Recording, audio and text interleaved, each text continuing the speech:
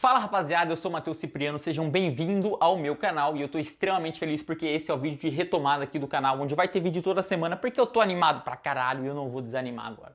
Bom, nesse vídeo a gente vai falar sem enrolação o porquê que o mercado financeiro acabou gostando tanto do resultado das eleições, né, fazendo com que o índice Bovespa se valorizasse 7% nessa última semana, enquanto o mercado internacional ficou parado, ficou estacionado, né? Por que que o real ele está se fortalecendo nesse ano de 2022, enquanto outras moedas fortes, como libra esterlina, dólar canadense e euro, estão se desvalorizando em relação ao dólar?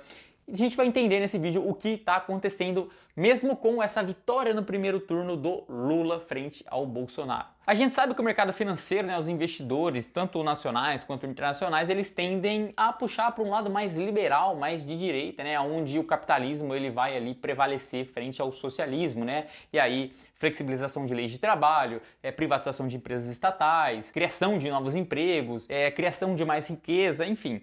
O lado liberal ele acaba tendo muito mais vantagem em relação ao desenvolvimento econômico do país do que um lado mais social. Mesmo assim, o mercado de ações brasileiro, o Ibovespa, ele se valorizou 7, 8% aí, eu não sei exatamente, nessa última semana, enquanto o mercado internacional, o S&P 500, ele ficou estacionado nessa última semana. E também, se a gente puxar em 2022, o dólar ele se fortaleceu muito frente a outras moedas como libra esterlina, dólar canadense, euro, enquanto o real ele está se valorizando contra o dólar. Uma coisa que é muito incomum para nós brasileiros, né? Então, por que isso aconteceu mesmo com esse cenário onde o Lula ele ganhou essas eleições no primeiro turno, onde ele está liderando a corrida presidencial? Primeiro a gente precisa entender que essas duas mentalidades, né, esses dois pensamentos entre um lado mais liberal, um lado mais conservador que representa aqui o Bolsonaro, que é representado pelo Bolsonaro, e um lado mais social que é representado pelo Lula, eles são pensamentos que acabam divergindo muito entre as ideias, né? Eles não conversam entre si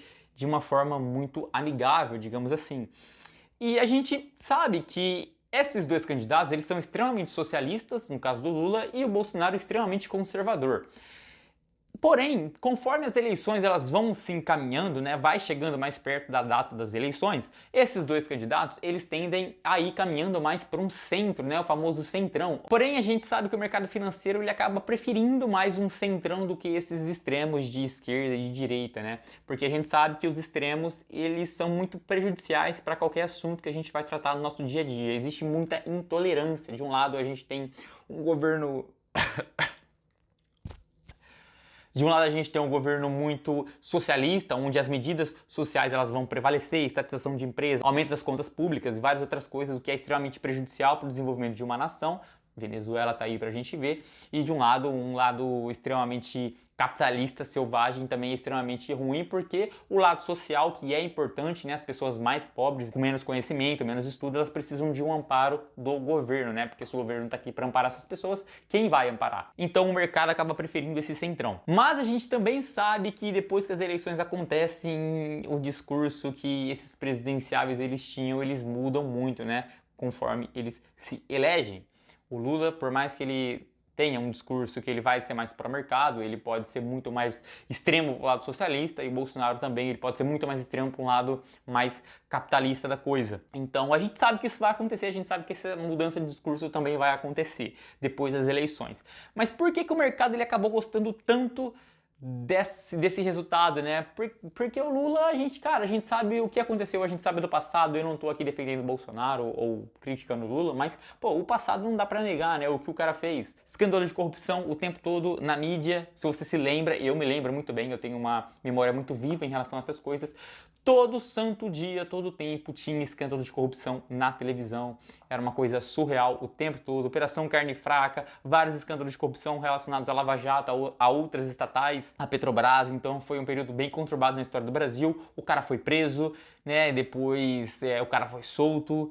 E, enfim, é uma loucura. É claro que o investidor internacional ele prefere ter um candidato, um presidente da República do país, onde ele não tenha sido preso. Isso é claro, isso é óbvio, onde ele não tenha culpa no cartório em relação a esses escândalos recentes de corrupção que aconteceu. Mesmo assim, com essa vitória do Lula no primeiro turno, o mercado reagiu muito positivamente, né? Mas por que que isso aconteceu?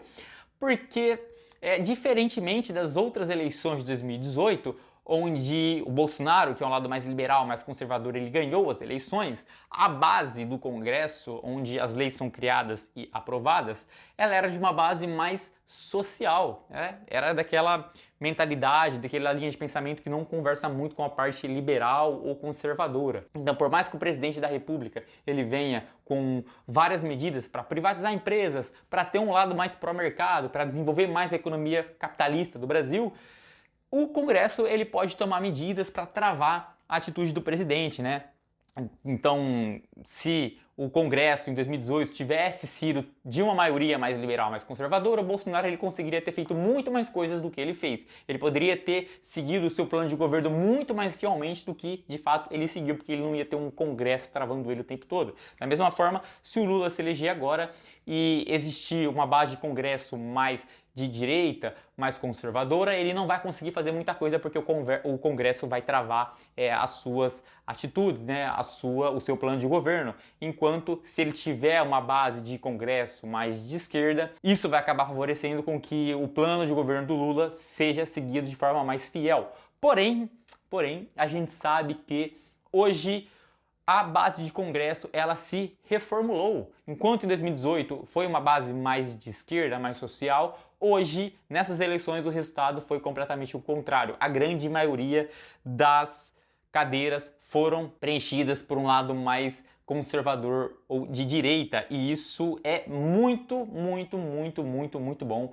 para o desenvolvimento econômico do Brasil, independente de quem ganhe as eleições, porque novamente é no Congresso que as leis são criadas e aprovadas. Então isso é muito importante, isso acaba barrando muito, travando muito o que um presidente da República pode fazer, tá? Eu tô aqui analisando um gráfico da Bloomberg Linha, onde ele vai entrar na tela aqui para vocês identificarem também, para vocês visualizarem isso também, onde essas cores mais fortes, né, o laranja, o vermelho, são cores que representam mais essas cadeiras, esses lados mais socialistas da parada, da coisa. Enquanto essas cores como verde, azul, roxo, elas representam uma parte mais liberal, mais conservadora. E a gente vê que a grande maioria das cadeiras da Câmara está sendo preenchida por esse lado mais liberal, mais conservador. Esse é o motivo do mercado de ações brasileiro ele ter se valorizado bastante nessa última semana em relação ao mercado internacional. Os investidores acabaram gostando bastante da composição do Congresso. Então, meio que independente de quem ganha as eleições ali, a parada do Brasil ela tá meio que resolvida, né? A gente vai ter uma base muito forte, liberal, conservadora,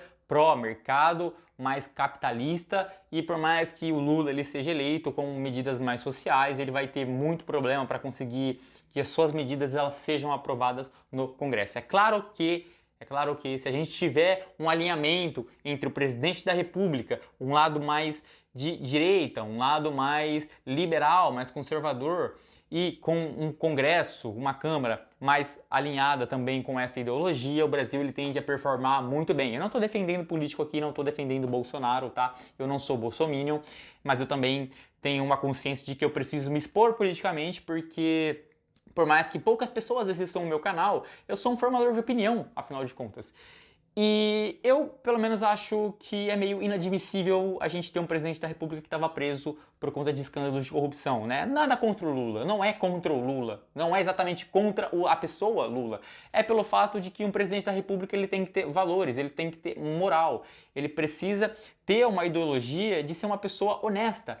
E a gente viu que isso não aconteceu, por mais que o STF ele tenha refeito todo o processo onde vai ser analisado tudo de novo os casos que foram julgados pelo Sérgio Moro. E novamente não é sobre o Lula, é sobre escândalos de corrupção, é sobre honestidade, é sobre moralidade do presidente da República. Então por isso eu sou muito mais favorável a outra via que de fato é o candidato Bolsonaro, mas poderia ser qualquer outro, poderia ser, por exemplo, o Dávila, que eu gosto muito, mas infelizmente ele teve poucos votos. Se você assistiu esse vídeo até aqui, eu quero começar uma coisa nova aqui no canal, onde eu vou falar uma palavra completamente aleatória para saber se você está assistindo o vídeo até o final, e eu te digo que isso vai ter um benefício muito grande lá no futuro com os meus seguidores fiéis, porque hoje eu sou pequeno, eu não pretendo ser o maior do Brasil, eu quero ser grande sim, eu quero formar muita opinião, eu quero ter um espaço muito forte aqui aqui no YouTube, mas hoje eu sou muito pequeno e a gente está no processo de caminhada. E as pessoas que me acompanham no começo, eu vou conseguir lembrar o nome de vocês, eu vou conseguir ter uma proximidade muito forte com vocês. Então, se você assistiu o vídeo até aqui, comente uma palavra aleatória, que deixa eu ver aqui que eu tenho no meu quarto, cabide. Comente aqui cabide que eu vou saber que você assistiu o vídeo até o final. Então, curte esse vídeo aqui se você curtiu o vídeo de fato, se inscreve no canal e a gente se vê no próximo vídeo. Demorou? Valeu!